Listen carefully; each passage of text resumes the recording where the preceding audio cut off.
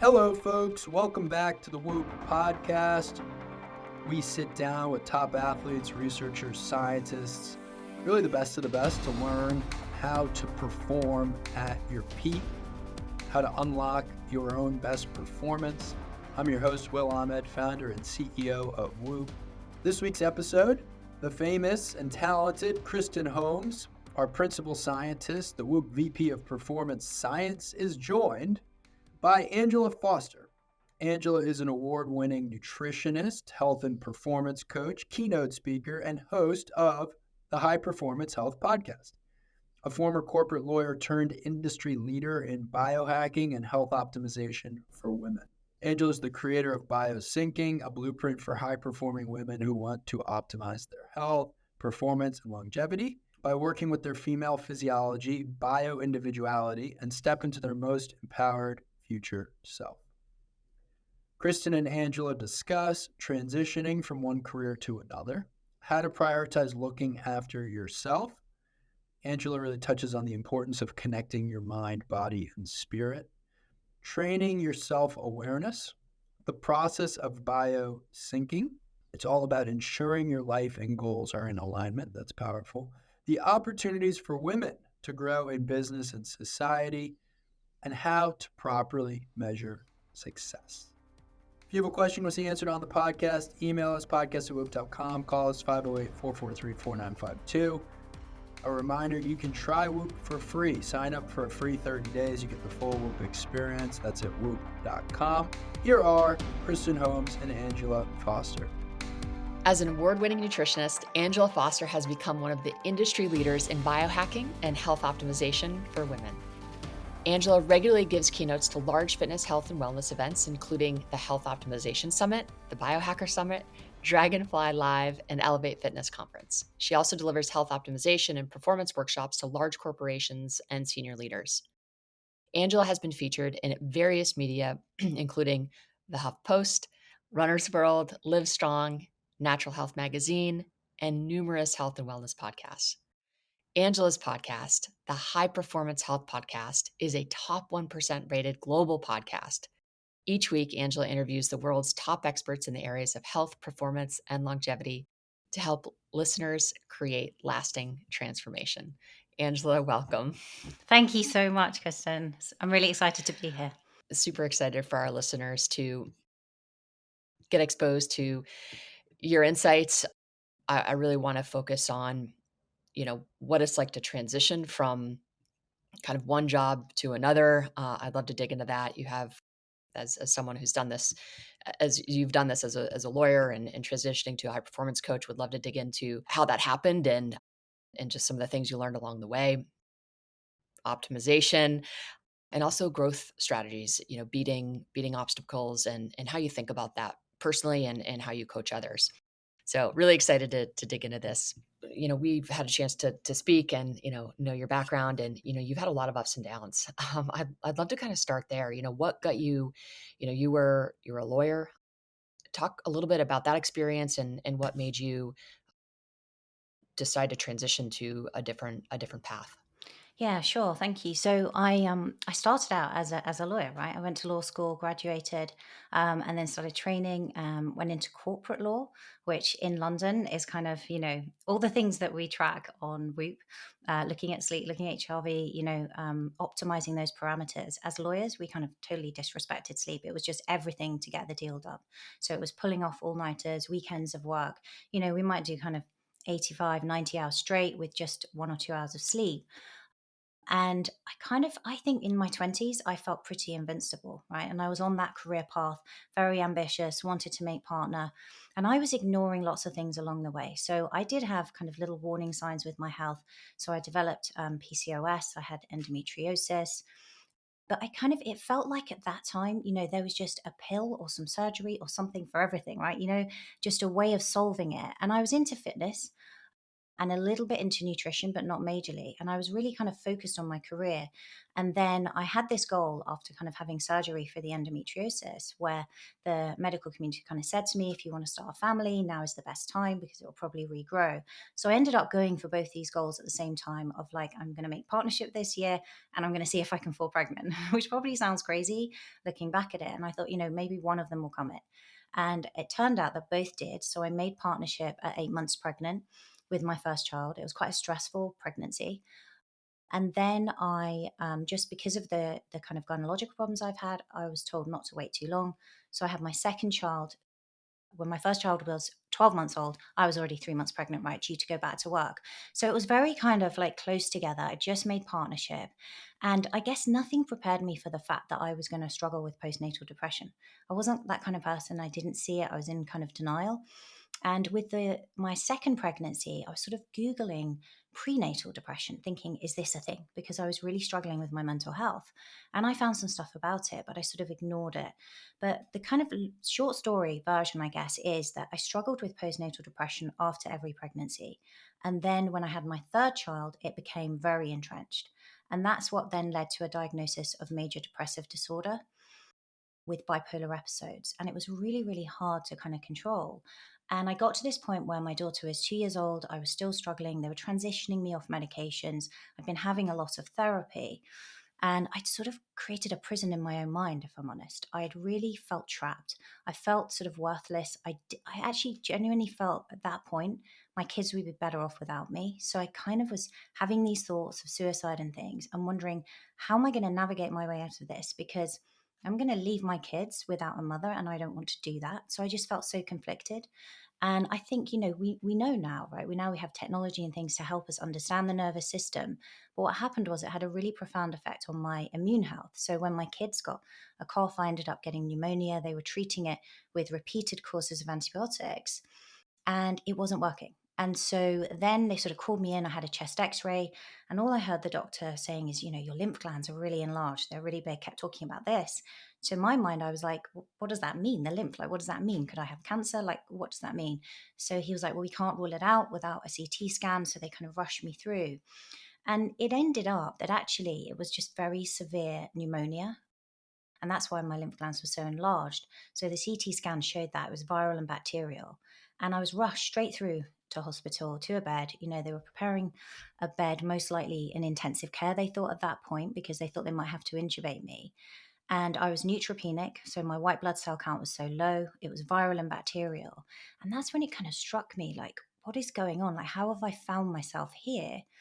And really, really interesting when we look at the mind body connection, because when I was told that, I remember actually finally finding a sense of peace and looking at photos of my kids. I hadn't been able to go and pick them up from school, couldn't tell them, mommy's not coming home tonight or the next. And I looked at photos of them and I felt this profound sense of love and responsibility towards them. And I was like, I've got to get a handle on this. I've got to get well and be there to see them grow up. And within 48 hours of me making that decision, my white blood cell count started to rise. It was kind of nothing short of extraordinary. And I never ended up having to be intubated. The antibiotics kicked in, my immune system kicked in, and it was slow, but I made a recovery. And that was really the beginning of my journey of thinking, right, how can I get truly, truly healthy, like mind, body, spiritually healthy? And that's kind of where I guess what is now high performance health and everything I've created began off the back of that. Gosh. So it's just that one choice you made. Maybe talk a little bit more about that. We have a lot of agency over our mind, but when our physiology, isn't in order, it's hard to talk ourselves into a better future. How did you, once you made that choice and realized that, you had quite an uphill battle at that point, right? I mean, your health was in a very bad place. And I think that can be daunting. Maybe I'd love to hear, like, you made that decision lying in the hospital bed. What was the next step for you? So, you go home and would love to understand just some of the nuance to transitioning back home. You've made this decision to get well. What did that actually look like? So at first, I guess making that commitment, I realized I'm going to have to start looking after me, right? I can't keep kind of hating on myself, if you like. Because I think for anyone listening to this, I think what's so difficult if they themselves or they know someone who struggled with depression is there's so much self-loathing and almost shame and self-destruction. So I had to get a handle on my thoughts. And then I also wanted to understand, well, how can I energize my body appropriately? So I went to see a functional medicine doctor, did some tests, saw them to kind of optimize. Obviously, my gut health needed a bit of work because I'd Right. had so From much all the antibiotics. antibiotics and yeah. Yeah, exactly, to get that back on track. And then I I think started. that's one thing that folks don't actually realize, even with their kids, how quickly we push the antibiotics and don't really realize the second and third order effect of that. And not saying, I mean, antibiotics are incredible, right? And an amazing uh, invention, but would love to talk about that a little later. So just want to put a pin in just to help folks understand, what the calculus is around taking antibiotics maybe versus not, or other solutions, to really try to avoid a situation where you're getting sick, frankly. Um, but we'll come back to that. Yeah, so it's a very good point. And I think so I was thinking about that, I was thinking about my nutrition. I'd been thinking obviously about how to feed my children appropriately because they were young and I was kind of cooking for them and things. And now I had to start taking care of myself. And I think that's such a common thing, right? Of mothers with young children.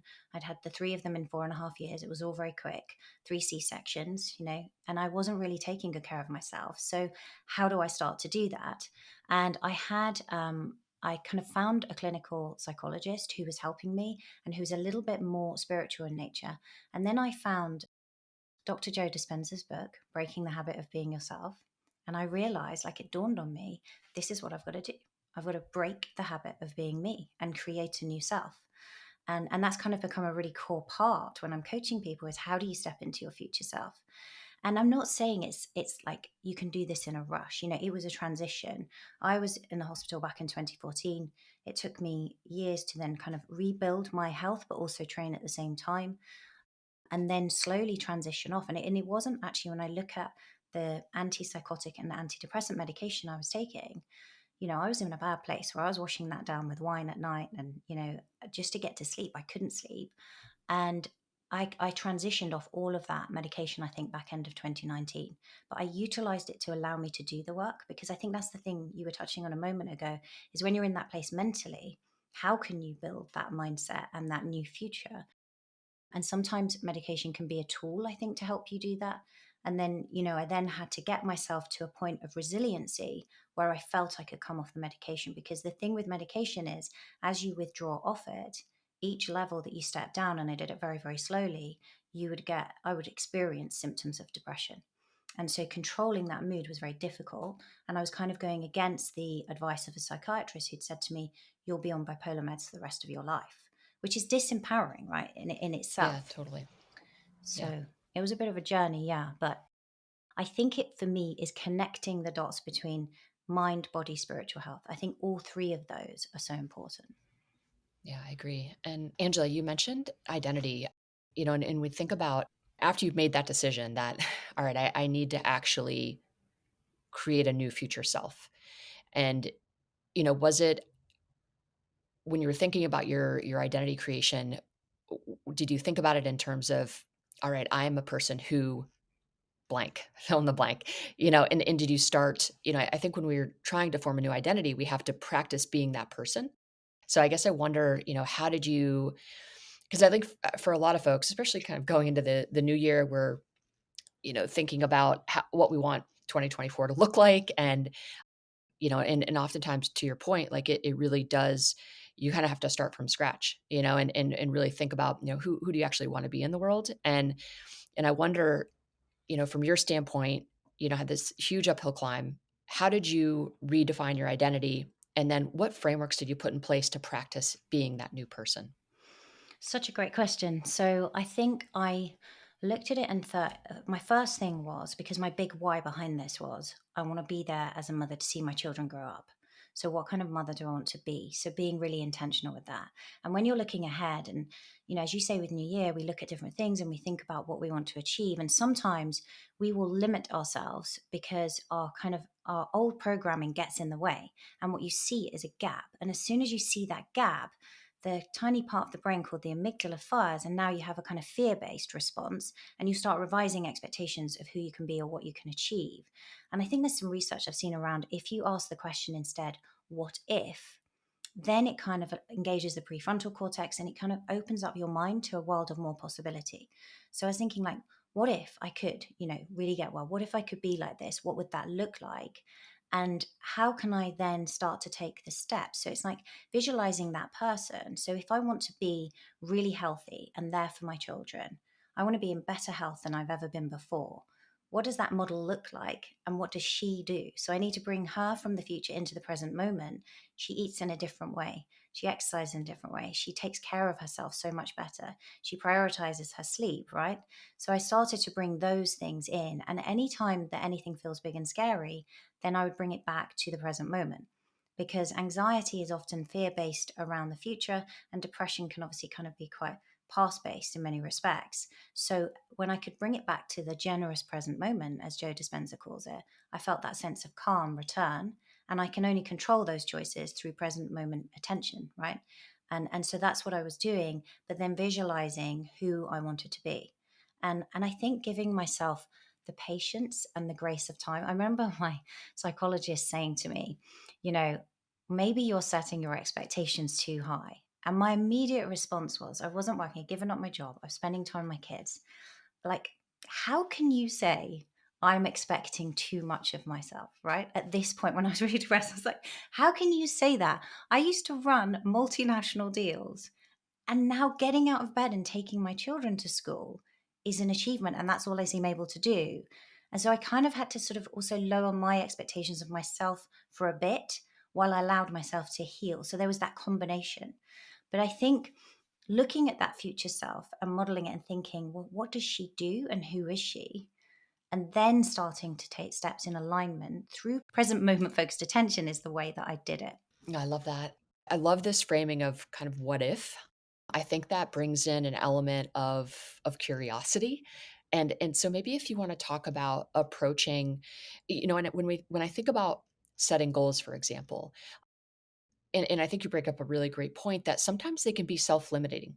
And I think and oftentimes we set goals and they don't come to fruition, right? And there's a lot of evidence in the literature that goal setting can be very barbed wire in terms of it actually being the right path to change. So if we're thinking about kind of creating this new identity and we're asking these kind of what if questions, how do you think about the role of learning and curiosity as a way to kind of back into change? I think it's a great way because I think you're kind of expanding your knowledge and your skill set, if you like, at the same time as expanding what's possible for you. So I think that, and I think this is the thing is I've had to sort of work very hard to condition my mind to positive thinking. And it's still something that I think the thing when you've had sort of bipolar episodes as well is that you swing. So you swing between being really happy, like I could be super mum, and then I would be like the crashes that would come. And people learn that. So because of that, I learned this mechanism of like, how can I keep it stable and control it?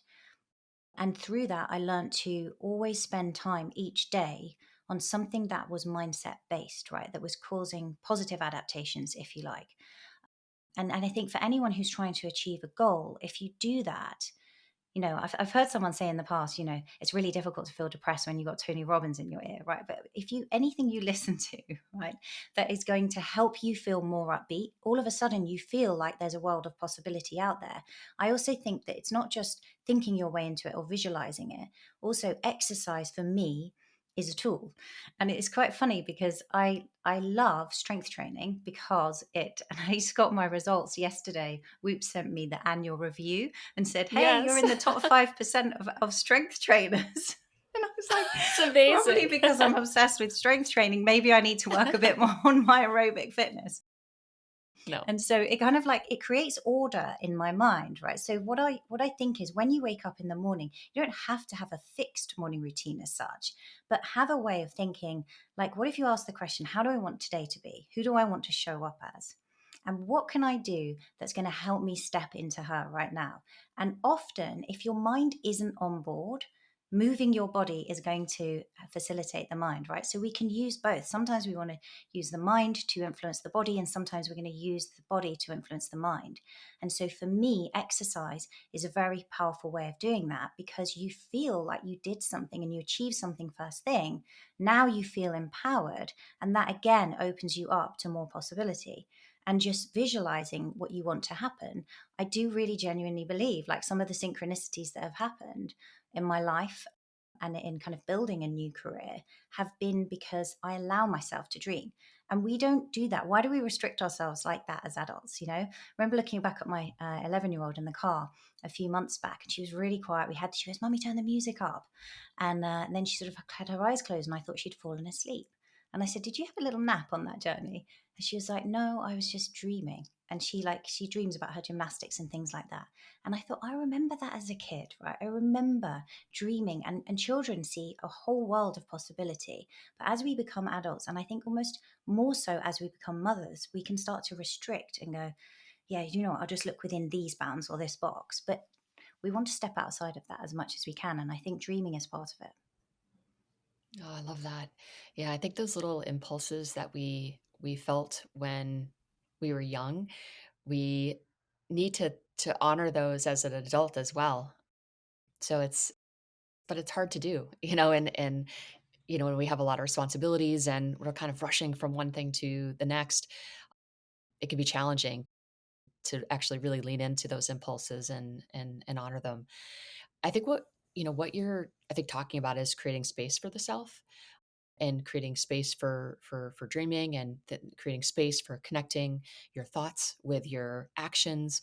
And I wonder, I think with just modernity and our connection to technology, and there's always something right there to distract us from the present. And you mentioned the present a lot, which is such a sweet spot for really, I think, our mental and physical and emotional health. But it requires, I think, to stay in the present requires a great deal of self-awareness. So what are some strategies that you found to be helpful to keep yourself in the present, and really, how do you train that self-awareness, in spite of all of the responsibilities and roles that you have in your life, and all the distractions that invariably, you encounter across the day and across a moment? I think one of the ways, because there are a few different ones. It's such an awesome question. That I think one of the ways is by understanding feelings that you feel, because that was something I had to do to retrain my thoughts. Right. So when you sense a feeling in the body, is it really created by what's going on at the moment, or is it created by a thought? So as you start to understand, well, where did that feeling come from? Because that's led to, so that there's an emotion there, and that's from a thought. What was I thinking? And then you'll realize you're going off track. And it might be, again, that you're simulating something that's fear based or anxiety based, and you're not in that present moment. So I think that day to day of being in touch is really important. I think also there are tools that we all know about, right? Breathwork, meditation, things like that, that specifically train the mind, which I was doing as well. And I think they become ever more important in a world of distraction. Like, even when you think about Instagram at the moment, what are we seeing now? Not any content that you can consume for any length of time. You're seeing like looping reels, right? You're watching something, you don't even realize that 3 seconds it's finished, and it's just looping you again. And so it's this world of distraction, to get attention. And so I think we have to train that attention for sure. And then understanding that while we're visualizing our best outcome, we're stepping into our future self and bringing her or him into that present moment. We can only control the process. So how do we do that? And I use like a routine myself and with my clients that I call, at the end of each day, you cap off your day, which is easy to kind of remember. So the first thing you do is celebrate the wins, because you're going to remember peaks and ends. So even if something amazing happened today, if something really bad happens this afternoon, you probably won't remember it, and you'll ruminate and talk about that over dinner and kind of almost extend and squeeze more juice out of that lemon than perhaps you need to. So if you celebrate the wins and end it on a peak, if you like, and then the A is appreciation, right? So what can I appreciate? What's good in my life? And we'll quite often do this around the family dinner table together, right? Celebrate what happened today, what went well, what did you learn? We also celebrate anything you learned. And then what do you appreciate? What are you grateful for? And then the P is prioritize. because you want to control the process. And the only way you can control the process, because it's the only bit you have control over, that present moment attention and process, you don't have control over the outcome. So what am I prioritizing tomorrow? And then you repeat that the next day, because then you can see, well, did I follow those priorities tomorrow? Do you see what I mean? So then you're making that visualization experience a reality because you are prioritizing the actions that person takes. So that's kind of the mechanism, if you like. Oh, I love that. Cap. I'm going to remember that. You mentioned the feeling in your body and then connecting that to emotion. So, when you think about the root of emotions, you have I think you have kind of fear-based emotions and you have trust-based emotions. And when you are in that moment of trying to understand what's happening in your body. So you're getting this, maybe it's you feel anxiety or stress, which all of us feel that at different points during the day. We worry about the future, we worry about the past, we worry about what's happening in the moment. That's kind of anxiety. And I would say anxiety is kind of chronic, and stress is really your body almost giving you energy to kind of do what's next. But I think both of these, how stress and anxiety manifest in the body is really a comment on what matters in that moment. So how do we transform this stress and anxiety to a place where we can think about it from where we can funnel kind of trust-based emotions like positivity and optimism, and as opposed to the fear-based emotions, jealousy and envy, and how do you think about those kind of from a macro perspective, but then from a micro perspective, how do we actually strategically deal with those feelings in the body, and how do we transform it in a way that allows us to do that next thing that is in line with who we say we want to be? Such a good question. I think there are differences, right? So it's quite nuanced depending on the situation that you're in. So, like when we look at something that we're going to do that is a big event, right? We're going to do, like, say, someone's going to go and speak on stage or something like that. There is anxiety, but then there's also excitement and anticipation. And I think it's about understanding. I think Kelly McGonigal has done work on this, right? About turning it into excitement, because really what we're saying is we value this thing, right? It's really important to us. And so then we're kind of almost scared, are we going to mess it up? But actually, if we can reassure ourselves with preparation is key, but reassure ourselves that with things that we've done before. And if you think, like when we were talking there about capping off your day, we're effectively creating a daily record of things that we can celebrate that we've achieved, right?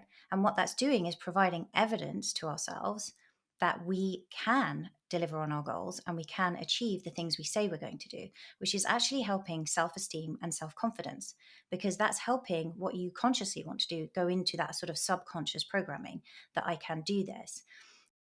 But then in that moment, what are you going to do? Yes, you might think, well, how do I channel this into excitement? And that sounds great, doesn't it? But then you're about to walk out and you're like, oh my God, here I am. I think then it's about bringing yourself back to that present moment, right? And using your breath is the easiest and most scientifically proven segue to bring yourself back to the present. I think when you try to resist something, in my experience, that's when it becomes problematic. And, the saying goes, what you resist persists. And some days we do just get that kind of anxiety based feeling, right?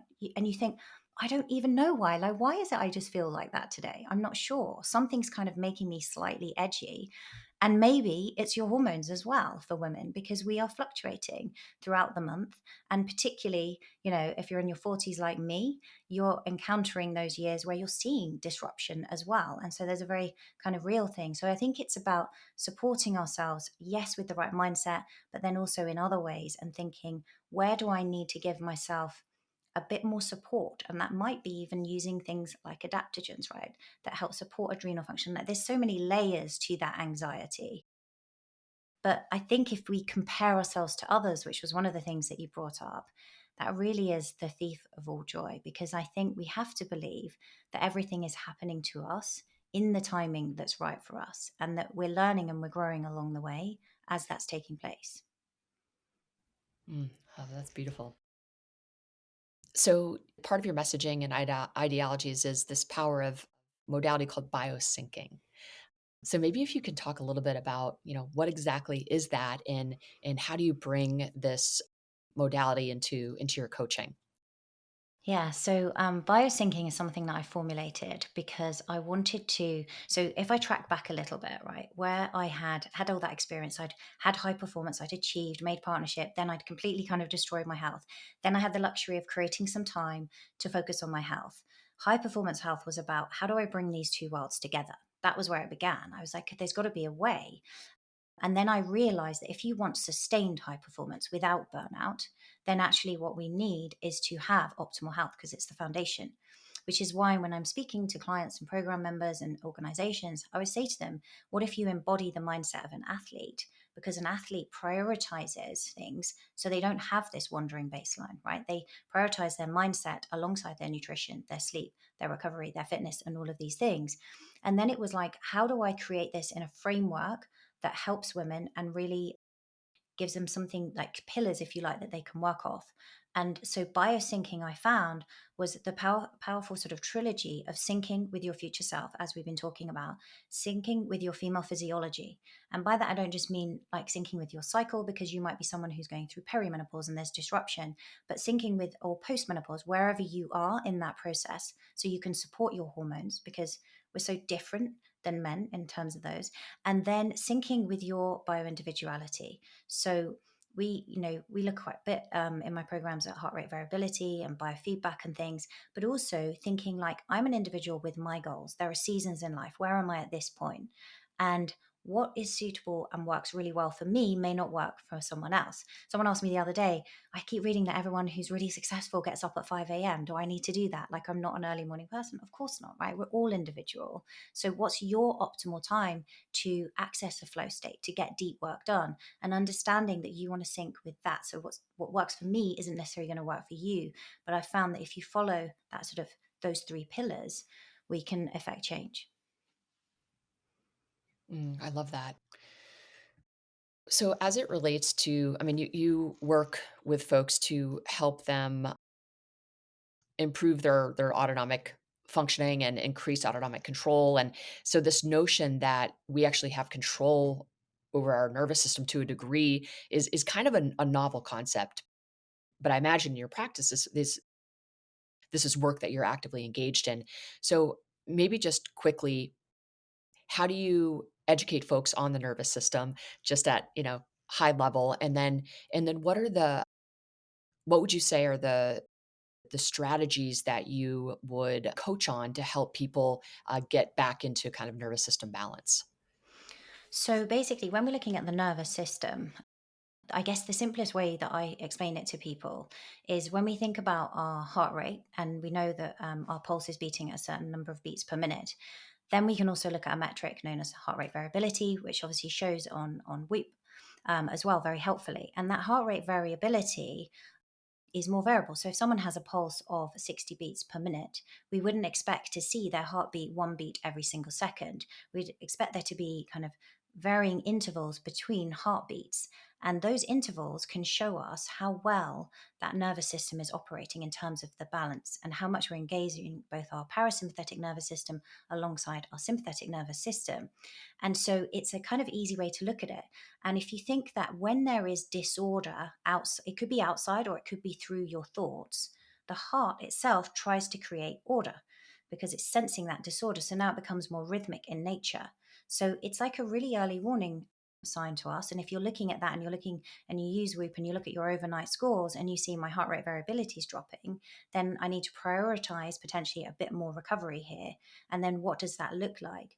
So what we do is to work with individuals to see what's going on during the day and how can we improve heart rate variability. And I know you've done I was listening actually to you interview Dr. Jay Wiles, who I love, who's also been my show, and he's been, I won't repeat everything he said because he was talking about all of the things you can do in terms of good hydration, like limiting caffeine, and all the things we can do to improve heart rate variability. What we've found, and when we're looking at that trilogy of female physiology, bioindividuality, and your future self, is that when you're in resonance with your values and your purpose and you're living that, your heart rate variability seems to improve because you come into sync, right? And so it's really, really been fascinating. And that's different for everyone. So we might see a mum who is stressed and pushed for the school run, and she's doing breakfast for her kids, but actually her heart rate variability looks really good because she's really, like, she's dedicated this period of her life to raising her children and being with them, and she's finding so much pleasure in that moment. And how simple is that? Yeah, and purpose. How simple is that if you could just do more of what you love and that's in alignment with you? I've seen, people who love their work, and it's so kind of mission inspired and fulfilling that they can work crazy hours, and yet they'll build capacity overnight because those activities are in and of themselves that they're intrinsically renewing and rewarding. And so it's amazing. And so they'll build capacity. Whereas in an individual who is struggling with that job or it's not in alignment, they're going to feel very depleted. And you see it kind of go down across the week. So part of that is understanding, what do I want to achieve and what are my values? And are they in sync with each other? Because if not, something needs to change here, right? Either we need to reassess what are your values driving you at this point, this season in your life, or we kind of need to relook at the goal or get them to line up some way. Because also then life just is more in flow and it feels much smoother, much easier because you're not kind of pushing a rock up a big hill in every sense of the word. I love that. And I think so much about values. And that's really been, for me, the most grounding framework, to think about. It helps me make decisions. It's, when I understand what it is that I care about, what I believe in, and I understand how those values track to specific behaviors and whether or not they're in alignment versus not, it really creates so much freedom.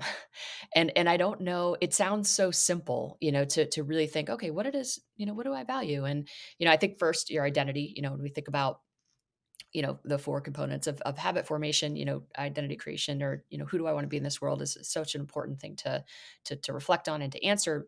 I think the second part of that is, what is it do I actually value? What do I really believe in at my core? And your values and your identity can change. These are very fluid, right? And I think that's important for folks to know, to understand. But if we're not, I think, engaging in the process of introspection to really write down, what do I actually value? And then you can kind of see, run, do a little exercise where you can look at, all right, these are my roles and behaviors over the course of the day. This is what I say I value. What actually lines up versus not? And the more misalignment, I think this is what you're saying, the more misalignment between what I say, care about, and my behaviors, the more dissonance I'm going to feel, and this manifests in the autonomic nervous system. You will have a lower heart rate variability relative to whatever your potential is if you are living in a misaligned state. So I think when people think about, oh, I want to improve my heart rate variability, they immediately go to, I need to exercise more, I need to do all of these kind of things, where a lot of it is just understanding what it is that you really care about and making sure that you have an outlet for those things that you care about and your behaviors are in alignment as often as possible. Yeah, absolutely. I couldn't agree more. And I think when you start to, when you don't understand your values, it can lead to behavior as well. So we see it, as you say, in the autonomic nervous system, but it leads to behavior that you didn't anticipate and you consciously didn't want to create. So an example I could use that maybe makes it really practical is I decided, so I'd given up alcohol for like 30 days, no alcohol, numerous times. And then I decided it's now been like over 500 days. However, it didn't start that way. And I still haven't figured out whether I'm a non-drinker or not. But I decided, because I kind of don't want to break a streak. That's just crazy, isn't Yeah, it? I know. No, But it's human it's nature. quite funny. So it started as 90 days. And when I was first doing this, it was back in the summer of last year. And I'd made that commitment of I don't want to drink alcohol. However, I also had this very romantic relationship with fine wine with my husband. And we really enjoyed it and laid it down and visited vineyards and all of these things. And we would have a conversation. And from my kind of legacy lawyer days, didn't realize at the time until I gave up alcohol could be a little bit of a workaholic. And the alcohol for me was something, it was hitting one of my values, which was to spend time with my husband in a shared experience, right? We would sit down. It's only a small amount of alcohol, but we loved the tasting notes, thinking about the wine, chatting, having great conversation. It would provide a distinction between work and the end of the day. So that is a value that needed to be addressed. And what that really is as well is a hidden commitment. So I had this new commitment to give up alcohol. But what I hadn't appreciated was there was a hidden commitment to spend time with my husband there. So, and the universe kind of abhors a vacuum. So if you remove something like that, it's going to get filled with something else. So at first, I could then just work on, because when you run your own company, right, there's never an end point where you don't need to work. There's always work. So I realized I had to address this because I'm not spending time with my family. It was summer, so we ended up going out with our dogs, doing nature walks and spending time through a different route. But I had to understand that. And I think when we're looking at this, values are important, and understanding what those hidden commitments might be. And they're not the same as resistance, because we also encounter resistance, right? Resistance is where we want to do something, but then we feel it's like almost too hard to do it, right? So we're resisting it. And it's often where we most need to go. But a really easy example is you decide that you want to take up running, and it's the middle of winter, and now you've got to get out of bed in the dark and the driving rain or snow and go out running. And there's so much resistance, right? And you're like, how do I step into the future Yeah. me? Yes, it's not really a hidden commitment, is it, to your bed? It's resistance in that point. But then there are also hidden commitments. So it could be that if you've decided you're going to do that, and say someone sets a kind of almost impossible goal of I'm doing it 7 days a week, well, maybe that's fine during the week and the kids are in bed, or your husband's gone to work, or whatever it is, or your partner. But then at the weekend, you have a hidden commitment that you love to have breakfast together. And maybe you cook pancakes or something at the weekend, and now it's conflicting. And I think the more we can understand and separate these things, the better we can achieve our goals, because there are distinctions. And when we don't draw the distinctions, we just get annoyed with ourselves, because we're like, well, why am I not following through? Why am I not doing what I intentionally wanted to do? Yeah. And I feel like this is like so much of the work that people need to be doing, not just in in January, but, quarterly almost, just kind of sitting down and reevaluating. And I love this notion of hitting commitments versus resistance. And I think that's kind of going a layer deeper, which, and when you go a layer deeper and you really understand where's the resistance, where are these hidden commitments, and you can make that, just you can distinguish that, you can kind of create an infrastructure where you're honoring those hidden commitments in a way that's aligned with your values. And then you can address that resistance and stay ahead of it almost, and be like, all right, I know it's going to be 18 degrees tomorrow morning at 5:30 when I wake up. I know that that's going to create a lot of resistance. I'm going to go in the basement and do like a little hit workout. Yeah. You can kind of stay ahead of these things when you're aware that there's this dynamic underneath that is really subconsciously kind of pushing you in different directions. So just to switch gears a little bit, where do you see are the biggest opportunities for women to grow in business and society just as a whole? Do you know what I guess I see is for women, and thank you for that, is to really step into leadership roles. I think that we are leading in so many respects, like naturally. I think particularly for all the mums out there that are listening to this, that is a leadership role. I was just doing some work with a very large kind of multidisciplinary firm around their partners who were coming back from maternity leave, and looking at how do I manage the double, right? The parent partner double. And really what we were looking at there is both of these roles are leadership roles.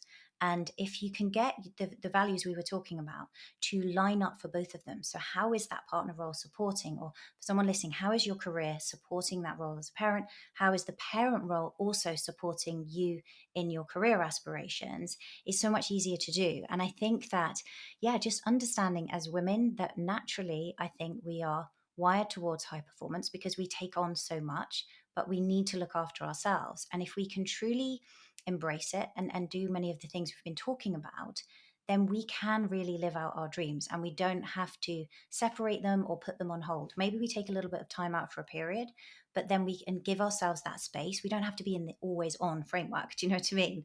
Like Yeah. I had a few years out. I took time to rebuild myself. It's not overnight by any Yeah. stretch of the imagination, and give ourselves permission to do that, but then to sort of powerfully step into those roles as much as we can, because then we can create a different future for the next generation. Because we all remember, like, back to the 1980s when I was very young, it was all the power suits, and you had to kind of behave, and the shoulder pads, and behave like a man. That was what was always on TV. Do you know what I mean? When I look Yeah. back, and it's changed now, right? It's really, really Mm, different. And I think it's yeah. the world's giving us permission to kind of embrace that femininity at the same time as achieving a state of high performance. And the reason I love supporting women so much is to help them do that, because it creates a ripple effect, right? It in the world, because of all the people we can impact effectively. I couldn't agree more. I think people think a lot about success, and how do you measure success? Such a good question. So sometimes, I guess it depends where we're looking at success, right? So I measure success by kind of tiny, small increments every day. That's why I think journaling is so powerful, because we do get these big quantum leaps at times, right? And you think, wow, that just happened, it's amazing. But I don't think that should be the expectation. I think if we're measuring, like, am I getting better every single day, and am I delivering on my priorities, because you're building that momentum. And I think James Clear's done work on this, right, where he talks about, if you commit to getting 1% better, then by the end of the year, you're like 37 times better or something. And that again comes back to sort of controlling that process, if you like, right?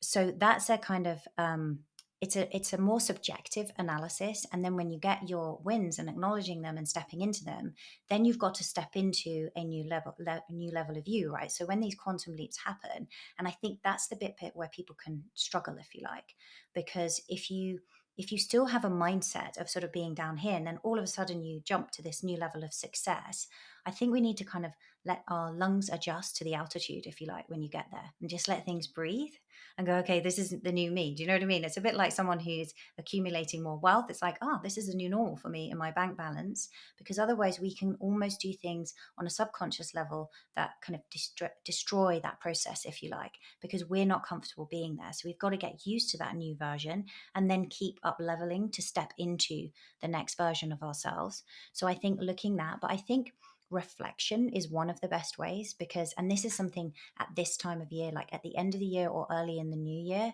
and I like to do it every quarter, like I think you were saying every 90 days. That's my preference too, because if you have the experiences with no reflection, how did you learn, or how do you change? I think the reflection is the most key part. There are other things, right, that you can measure objectively, like if you're weight training, or you're doing things like improving your VO2 max. Of course you can actually measure the data and see, how am I performing. People will measure, right, their social media performance or their downloads on a podcast. Of course there are objective measures we can have, but sometimes if we feel like those things are not happening as quickly as we want to, then you also want to be measuring yourself as a performer. And are you getting better and growing? Because if so, ultimately that's going to come in time. Mm. What are some of the big obstacles you see for women in particular? I think that for women, I think, there are obstacles obviously sometimes within the workplace that we see in terms of women being given positions of authority and things like that. But I think that a lot of the obstacles is how much challenge women have. I don't think the female body was really conditioned to the amount of stress that we're taking on. And I think it is so much because we're the ones that's carrying everything around in our heads. So, you might have two parents that are working with children and they're both pursuing careers. But I think as women, we're the one that's carrying around the fact that there is the Christmas concert or the party, or that the child's upset or off sick, and all these things on top of everything else we're doing. And I think also for women in their 40s, they're going through a series of hormonal changes, and in their 50s, maybe they've also got aging parents. I think all of these things are challenges. And then we don't give ourselves permission to spend some time on self care and relaxation. And then obviously we see that, as we were talking earlier, reflected in our physiology, but then we see that reflected in behaviors that we didn't want. So we might find ourselves eating things that we didn't want to, or we're trying to, because really what's happening there is our body is motivating us to get that result, right? If you have a ton of carbohydrates or some wine, you're going to force yourself into relaxation. And I think that's the biggest challenge. And I think it's unfortunate that we're seeing so much hormonal disruption, like all across the decades. If you think about it, there's so many women with PCOS, endometriosis, fibroids, all of these things. There are so many fertility issues. Then so many women struggling with like perimenopausal symptoms and things. And if we could give ourselves, like look after ourselves more and prioritize, I think we'd see better benefits across the board for women. And I think we need to be supporting women and supporting each other. I don't want this to obviously turn into everything all about women, because, men are doing amazing things too. But yeah, that's from Of my course. perspective with women, I think. Yeah, I think, just kind of going back to, I think some of the obstacles we put in front of ourselves, this notion of asking for help. Can you talk a little bit more about that? When we think about our core psychological needs, self-efficacy, the feeling like we have the skills and resources to do what we need to do to kind of live our values and fulfill all the roles that we have in our life in a way that feels really good. And I guess I'm wondering your perspective on, how do we actually go about asking for help? To ensure that we have that feeling of self-efficacy, that we can do the things that we need to do in our life to be successful and whatever that means to us. Such a good question. And I think, what's wrapped into that as well is like women feeling that they have to do something in order for them to be a good, whatever it is, right? So it's almost like, I must do this in order to be a good mother. And then I see it from both angles as well, where you might have a working mom who's thinking, I'm not spending enough time with my kids. I should be there every night to put them to bed. I should be reading this story. I should be doing this. I should. And these shoulds are so, like, they can really put a heavy load on an individual. Whereas another mum who is like, her kids have now just gone off to school, for example, and she's taken some time out and taken a break from her career, is looking at the mum that's working and going, oh my God, like, I should really have something of my own. I should be showing my kids what it's like to be a working mum and an ambitious mother who's achieving things and modeling that future, right? And I think it's about understanding, like, and this is why I say it's so kind of bio individual to you, like, what is in alignment with you right now, and give yourself permission to do just that, because there is no right or wrong. And stepping into that version of you, and then thinking about, like, if I want to start something new, because that's a common thing when maybe people are listening to this and they're thinking they're in that situation and they've taken some time out and now they want to go into a new role. Or what I often get asked a lot is, well, how did you go from being a lawyer to this? How did you create that transition? Is starting to think about, if I want to do this, what skills do I already have that enable me to do that? And if not, where might I need support or to upskill a bit to enable me to do that? And it's going back to that belief, right? That we can. But we've got to believe it's possible for us. And so then really kind of chunking it down and thinking what needs to be true. And then also thinking, right, maybe I don't have to do everything, giving yourself permission. So in order for that to be true, maybe I have got to get more help at home. Like, I genuinely, this sounds crazy, actually do love to do ironing, because it's really satisfying seeing the creases, but I never do it. Right? It would be really nice, wouldn't it, for my kids to think, my mum irons my clothes so beautifully, right? And I love to do it. I don't have time, and Mm. I'm completely fine with that being wholly outsourced, because there's going to be years to come where I can just concentrate on those perfectly ironed shirts if I want to. Do you know what I Mhm. mean? But Totally. it's now isn't the time. So give myself permission. If a friend can offer to pick up the kids from school, great. Or, if you need a nanny, like, give yourself permission to follow your dreams, because actually the whole family benefits when you do that. Because you're, as I say, you're more in sync. That's kind of the core of biosyncing. And then everything kind of flows so much better. And there's so many benefits. No, I love that. All right. Well, this has been such a fun conversation. I want to end. We ask this question of all of our guests. What are you obsessing over right now? I'm always obsessing over high performance, right, and what it takes to get to a new level. That's definitely the case. Yeah, But I am you and me both. obsessing now on how can I, funnily enough, for next year, for me, I kind of obsessing on getting like a lot more aerobically fit at the moment. I'm just kind of obsessed with that and my recovery, because I think that I'm definitely one for pushing too hard. You know what I mean? So I'm thinking about those things.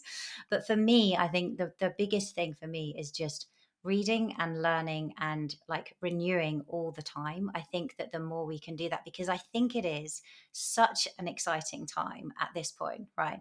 And I think everything that, when I look at what you guys have brought out in the last year and all the things I've been able to track, and this is just going to become more so, and we can really take charge of our health for high performance. I think it's so exciting that, yeah, I'm just constantly obsessing with that, I guess. Oh, I love it. Well, it's a perfect answer, of course. Yeah, I think this notion that, we The science is so good, right? With the Whoop technology, what underpins all of our features is just it's so, it's just based in a lot of rigor and I think when we can track certain elements of our health, it can very much reduce stress. Because we know, if we think about it from the standpoint of, all right, this is where things are going well, this is where I could improve. Like you automatically know where to apply your effort. So you're not in a position where you're guessing all the time as to where do I need to focus my energy. And I think that's always kind of my rebuttal to people who are like, oh, data. And I said, well, it's don't you want to just know? So just be curious, as just to finish off this conversation, what, because you're helping people understand and learn their body, and you're using, Whoop with your clients, and how do you help people understand, or how do you help people think about the role of data in their life, and how it can be really empowering versus not? So, and I think that's such a good distinction you're making there, because some people say, "Well, won't I be obsessed, right? And will I worry about it?" And I think not if you see it as empowering, because if you see it as an extra thing, so you always want to check in with yourself and see how you feel, but also understanding that having data gives you something to work with objectively, right? And when we were talking before about resistance, am I not following through on something because it's resistance, it's a mindset thing? Or am I really under recovered because those things are different? Or am I such a high performer that I'm going to push regardless? And when I'm in the red, I'm still going to go work out and do something. I'm laughing because that would be me, that would still I push. When we've kind of got wind of the fact that I know. had COVID last week, just before I did. Oh, And so yeah, on like Thursday whoa, morning, and I love had a it. whole day of like presentations and workshops, and it came up, it was in the red, your body temperature's going up, and there's a few breathing disruptions. I was thinking, what is this? And my eye was getting really swollen. And I was like, maybe I'm coming down with something. And whoop news. I was like, okay. And then I tracked it across the weekend. I gave into it. I was very good. Mm, And I kind of rested loads and went kind of into the yellow. And then Monday morning, mm, I felt amazingly good. And I was really yeah. curious. I was like, I feel great. I'm ready to go back in the gym now. And I looked, and it was like 91% recovery, in the Wow. green, your HRV is trending up and everything. And I thought, I did the rest. I did what I should. And so Mm, I think personally, that's really empowering for me if you can see that mm, data, because sometimes, with the best will in the world, we are biased by decisions. And I'm not saying we should hand everything over to data by any stretch of the imagination. I think we right. should check in with ourselves, but I think it's also useful to have that as a metric to understand. And Mm, so I kind of use both, and I think it's empowering, and I think it's also fun, right? And fun yeah. to track things in real time and see, can I really, get my heart rate up in my sprints? Like, am I pushing as Mm, hard as I think I am here? Let me have a look. yeah. So I think Yeah. data, I'm very data driven. I think it's a really important part. I love that story you just told, because I think what that's an example of, a really powerful example, is just the ability to course correct. So seeing, like, if you just kind of push through, and you're like kind of, just were like, oh, I don't feel great, and kind of push, push, push. I mean, I wonder, Monday, would you have been in the green had you Probably not not. had that insight?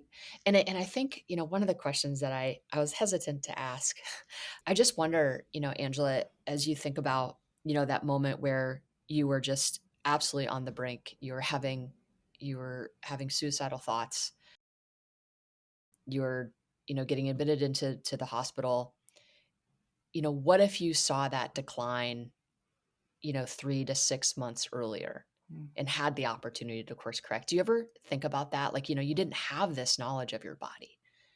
And I'm just I kind of do. wondering, like, yeah, how you think about that. Yeah, I have thought about that, because I think, when you see things like the effects that alcohol can have on the body, the effects that lack of sleep can have, the depression that you can see in heart rate variability, the nervous system and understanding it. What if I'd had access to that information?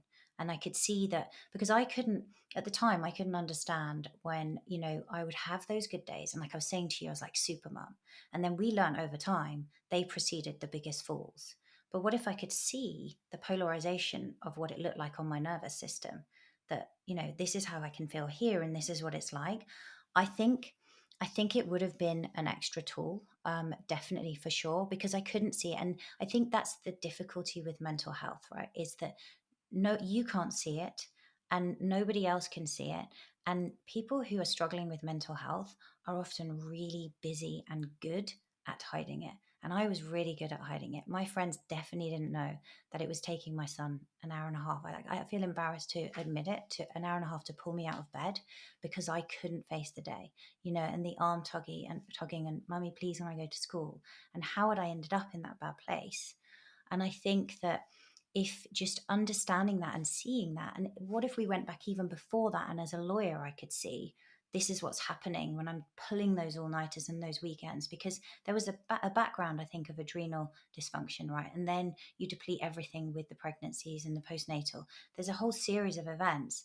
We could have seen that much earlier, I think, with something like that, which, that wasn't available back then, for sure. Yeah, those declines can be kind of slow and insidious, and yeah, I mean, that's one of the reasons I think I value the data so much. Well, thank you for sharing that. Really grateful for this conversation. You're just such an inspiration to me personally, and just love all the work that you've done to support the humans and human flourishing. So thank you. Thank you so much, Kristen, and for giving me the opportunity to share it. Thank you. Thank you to Angela Foster for sharing her insights on women's health and her biohacking tips for performance optimization. If you enjoyed this episode of the Whoop Podcast, please leave a rating or review. Please subscribe to the Whoop Podcast. You can check us out on social at Whoop, at Will Ahmed. If you have a question you want to see answered on the podcast, email us, podcast@whoop.com. Call us, 508-443-4952. We'll answer your questions on a future episode. If you're thinking about joining Whoop, this is the best time ever because you can now sign up for free for 30 days. That's right, a free trial. It's the full membership experience, and you can decide at the end of 30 days whether you want to become a new member. New members can also use the code WILL to get a $60 credit on Whoop accessories. That's just WILL at checkout. All right, folks, that's a wrap. Thank you all for listening. We'll catch you next week on the Whoop Podcast. As always, stay healthy and stay in the green.